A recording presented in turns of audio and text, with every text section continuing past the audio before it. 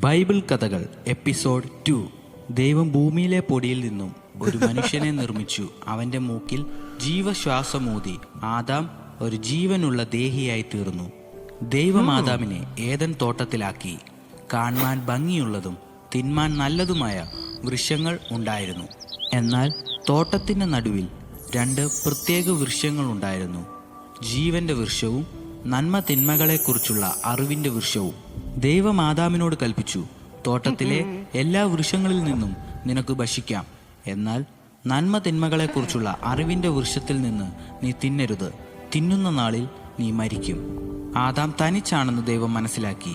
മനുഷ്യൻ തനിച്ചിരിക്കുന്നത് നല്ലതല്ല എന്ന് ദൈവം തീരുമാനിച്ചു. അതിനാൽ ദൈവം എല്ലാ മൃഗങ്ങളെയും ആദാമിന്റെ അടുക്കൽ കൊണ്ടുവന്നു, അവയ്ക്ക് പേരിടുവാൻ. പക്ഷേ ആരും അനുയോജ്യമായ ഒരു സഹായിയായി കണ്ടെത്തിയില്ല. തുടർന്ന് ദൈവം ആദാമിന് ഒരു ഗാഢനിദ്ര വരുത്തി. അവന്റെ വാരിയെല്ലുകളിൽ നിന്ന് ഒന്നെടുത്ത് ഒരു സ്ത്രീയെ സൃഷ്ടിച്ചു. ആദാം അവൾക്ക് ഹൗവ എന്ന് പേരിട്ടു. ആദാം പ്രഖ്യാപിച്ചു, ഇത് ആദ്യ വിവാഹം. ഇതിപ്പോൾ എൻ്റെ അസ്ഥിയിൽ നിന്ന് അസ്ഥിയും മാംസത്തിൽ നിന്ന് മാംസവുമാകുന്നു. ഇവളെ പുരുഷനിൽ നിന്ന് എടുത്തിരിക്കൊണ്ട് സ്ത്രീ എന്ന് വിളിക്കപ്പെടും.